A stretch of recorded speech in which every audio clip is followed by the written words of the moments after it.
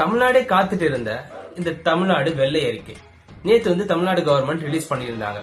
அதாவது 2021 தமிழ்நாடோட கடன் பாத்தீங்கன்னா 4,85,000 கோடியா இருந்தது.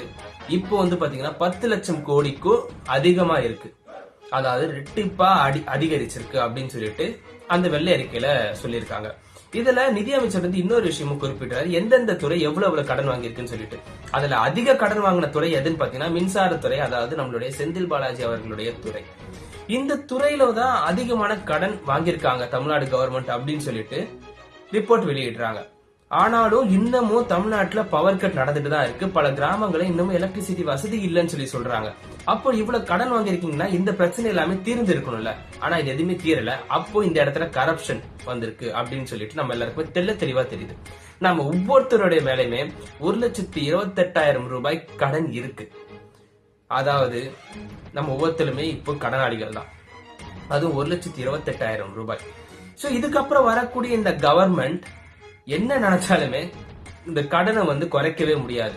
ஆனா கடன் வாங்கினா அந்த பெர்சன்டேஜ் குறைக்க முடியும். அதாவது 4,85,000 கோடியா இருந்தது, லட்சம் கோடியா இருந்தது, 10 லட்சத்துக்கு மேல இன்க்ரீஸ் ஆகிருக்கு. அதாவது 100% மேல இன்க்ரீஸ் ஆகிருக்கு.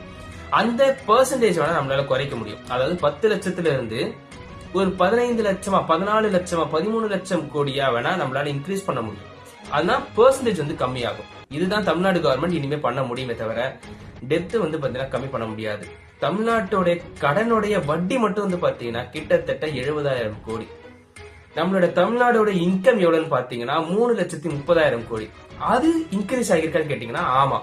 2021 2 லட்சம் கோடியா இருந்தது, இப்போ 3,30,000 கோடியா இன்க்ரீஸ் ஆகிருக்கு. ஆனா இது பத்தாது. நம்ம எவ்வளவு கடன் வாங்கியிருக்கோமோ அதை விட கம்மியான இன்கம் தான் நமக்கு கிடைச்சிட்டு இருக்கு. அதாவது ஒரு 100 ரூபாய் நமக்கு வருமானம் வருதுன்னா கிட்டத்தட்ட 150 ரூபாய் செலவாகுதுன்னு அர்த்தம். இந்த இன்கம் எப்படி நம்ம இன்க்ரீஸ் பண்ண போறோம் அப்படின்னு சொல்லிட்டு இதுக்கப்புறம் தமிழ்நாடு கவர்மெண்ட் இது ஒரு ஸ்டெப் எடுத்து இதை இன்க்ரீஸ் பண்ணணும். இது இன்க்ரீஸ் பண்றதுக்கான ஒரு வாய்ப்பு என்னன்னா தமிழ்நாட்டுக்கு நிறைய இன்வெஸ்ட்மெண்ட்ஸ் வரணும். இன்வெஸ்ட்மெண்ட்ஸ் வர்றது மட்டும் இல்லாம தமிழ்நாடுல இந்த அன்எம்ப்ளாய்மெண்ட் அப்படின்ற ஒரு விஷயம் இல்லாம இருக்கணும். எம்ப்ளாய்மெண்ட் நிறைய நடந்துட்டே இருக்கணும் தமிழ்நாட்டுல. அப்பதான் இந்த டாக்ஸஸ் தமிழ்நாட்டுக்கு வரும். அப்பதான் இந்த கடனுடைய சதவீதமும் குறையும். கரப்ஷனும் இல்லாம இருந்தாதான் தமிழ்நாட்டுடைய இந்த கடன் சதவீதத்தை கொஞ்சமாச்சும் நம்மளால குறைக்க முடியும். பொறுத்திருந்து பார்ப்போம் புதிய கவர்மெண்ட் என்ன பண்ண போகுதுன்னு சொல்லிட்டு. நன்றி.